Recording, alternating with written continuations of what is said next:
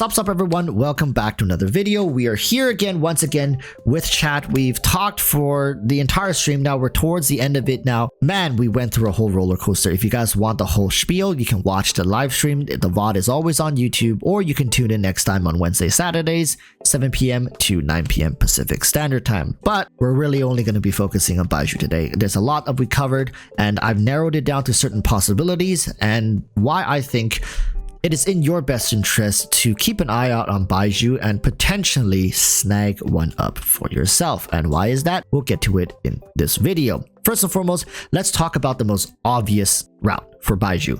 He's a 5-star Dendro healer. Now, is that confirmed yet by the time this video is released? Absolutely not. Nobody knows what the hell he's going to be, but it just makes sense why he's going to be a 5-star Dendro healer.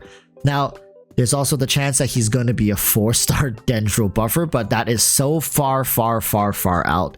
You know, I think if that were to come to fruition, DM mains, Baizhu mains might join force and actually raid HoYoverse headquarters. So in HoYoverse's best interest, they should just leave this plain as sight 5-star Dendro healer. Now let's talk about the pros and cons of Baizhu in these different roles. We're going to be covering him maybe in a support DPS position role, him in a more back-end support role, meaning no healing capabilities, just raw support, and that the potential how good he is going to be in that role.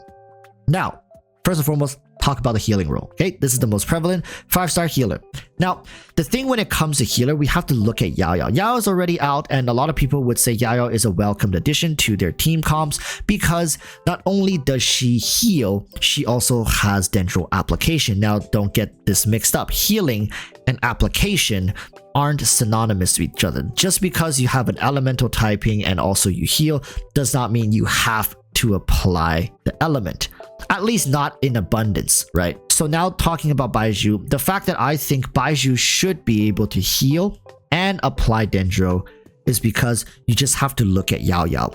Whenever you have a 5-star version of a 4-star character, now in this case would be a 5-star version of Yao Yao, you take everything, and I mean everything, this character is capable of doing. Scale it up to C6 or C4, but more so than not C6. That is what you're looking at for the bare minimum of the 5-star character. Now, imagine if you had a C6 Yao right now with better stats. That is likely what Baizhu is going to look like if he is to be a healer. And I'm telling you guys this right now, the fact that a healer mixed with Dendro application, mixed with some levels of also damage, is going to be quite invaluable for your accounts, especially if you are hyper invested into Dendro. That is without saying. If you are hyper invested into Dendro, you don't even have to continue watching. In fact, you probably never needed this video to tell you that Baizhu is going to be a great pickup. Now, there's also another scenario when people compare Baizhu, is that is he going to be as influential as characters such as Kazuha and Yelan? Now, my answer to that is no. Baizhu, I think, more so is akin to someone like Kokomi in his release. He is, by all accounts, a luxury unit, but a very luxury unit that is also beneficial to your account more so than Shenhe. Why I use Kokomi and not Shenhe is that Shenhe is a luxury unit, but Shenhe is really targeted towards whales and high spenders and true min-maxers, whereas Kokomi was for people who want quality of life and everyday comfort. When you use Kokomi, you really rarely would say that, you know, she's an absolute must pull, but take her away from you and some of the best teams that she's in, it feels very uncomfortable to play them. Not impossible, uncomfortable. When it comes to Baizhu, there's going to be certain synergies that I think he is going to be a direct upgrade for certain team comps, while also he can be a great side grade. Side grade being like not a direct upgrade, not really better, but maybe optimize certain features in his kit, playstyle, synergies, rotations with team comps. That just makes him a better fit than other options. For example, maybe certain teams would prefer Baizhu over Kuki Shinobu than rotating an Electro, let's say EM Raiden, or you can have Beidou, or you can have Fischl to slot into a more like passive Electro application role, right? It's things like that. Now, other option, which I think are less likely, but we should discuss them if they come to be real. Support DPS. This is another one that is very interesting that people are talking about, saying that what if, let's say, Baizhu comes out as a Dendro Yelan.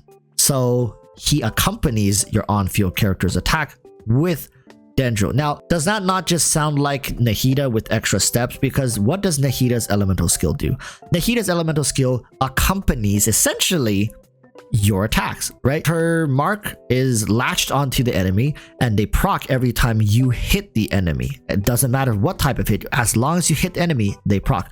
By all accounts, that is accompanied attack. It's a more powerful form of accompanied attack because it doesn't matter if you kick them, punch them, slash them, thrust them, whatever the hell you want to do with them, as long as you deal damage, it procs. So think Yelan with Ito, it doesn't work, right? Because Ito does his charge attack, you hold and does his charge attack, and Yelan's burst skill only synergizes with auto attacks. So having Baizhu being a support DPS that has accompanied Dendro attack could be very difficult to program for Hoyoverse. How are you going to approach that? Are you going to just make him like Nahida but better? But then if he's better than Nahida, you got to be very careful with what you're doing, because then is that not putting more onus and emphasis on pulling Baizhu over Nahida? So then if you tone it down a little bit and restrict the types of attacks that he can synergize with, then suddenly you risk narrowing the character a little too much to the point where he has very limited synergy.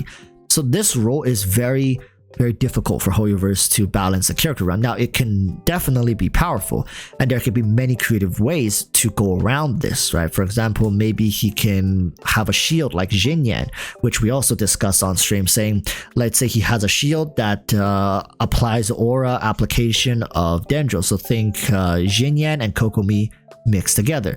So maybe he's not a healer, but he's a shielder, and his shield applies Dendro aura and application, meaning that he can be off field. This shield will protect your team while also applying Dendro. Those are some creative ways that he can be, let's say, a support. And if he's going to be a support DPS, there could be other ways that he supports your DPS in maybe just not damage, but better application or debuffing. There's a lot a character can do, but these are all overly complicated ways to design Baizhu. At the end of the day, I think the most simplified and streamlined way is just to make a strong and consistent, reliable Dendro healer who scales off of HP, maybe has a talent that has him bleeding some HP scaling into EM, which can then benefit the rest of his team. Now, with Fontaine coming up and Hydro Resonance being double HP bonus, and we also anticipate potentially the Hydro Archon having some sort of buffs, maybe for HP characters, right? Just as Nahida has buffs for EM. I mean, all units who uses EM can greatly benefit from Nahida. Buffing HP could be much more niche than, in my opinion, buffing EM. So you have to be really careful now designing characters that you want to synergize with units from Fontaine, if that were to be true. Now, should you pull Baizhu? I have no idea what you should and should not do, but I'm telling you guys right now, depending on how this character is designed, and let me just say, Hoyoverse doesn't really have a track record of releasing 2 duds, 5-star limited duds in a row, and with Dia already shaping up to be not as welcomed, and they dropping the drip marketing earlier for, you guessed the Baizhu, he's looking pretty good. Now, the downfall of one, we should never celebrate, but if this downfall can eventually lead to the rise of another, maybe it's a necessary sacrifice. So really, hold on to your primo gems. I'm sorry, Dia, but Baizhu likely is going to be a high value pull. Now, comparatively, I'd say using Inazuma as an example, Alhaitham is much more akin to Ayaka. Raiden Shogun obviously is a direct comparison to Nahida. And then we have other characters such as Nilu, which in my opinion is similar to Itos. I know they do absolutely different things, but they are considered niche units in their release, which are very powerful, incredibly reliable units. And now I think characters, Dia obviously is Yaimiko, and now we have Kokomi, which is a direct comparison in my opinion to someone like Baizhu. So depending on how you value, and of course these are not direct comparison to their relevancy, but Kokomi has stood the test of time till this day. Very highly used unit consistently through all iterations of Abyss, just like how Baizhu in my opinion will be consistently utilized by all Dendro-centric teams mostly, and who knows, you might even find some creative ways to bring him outside of them depending on how he buffs your characters, if he does. I haven't even talked about the potential of constellations, but I think we don't really need to get into the nitty-gritty of that. That is so far out, and we'll talk more about Baizhu as he approaches, but so far this is what I think. And really, it's smart for people to keep their eyes peeled for this character, especially if you don't have Nahida. I did say that Hoyoverse needs to release a Dendro character that alleviates pressure off of Nahida, because right now she seems to be too hotly contested in certain best in slot teams, and hopefully Baizhu can be that character. That's all I have to say. Thank you guys so much for tuning in, and thank you chat for discussing this with me. And yeah, hope you guys can tune in next time. But until then, I urge you all to stay safe, peace, and bye bye.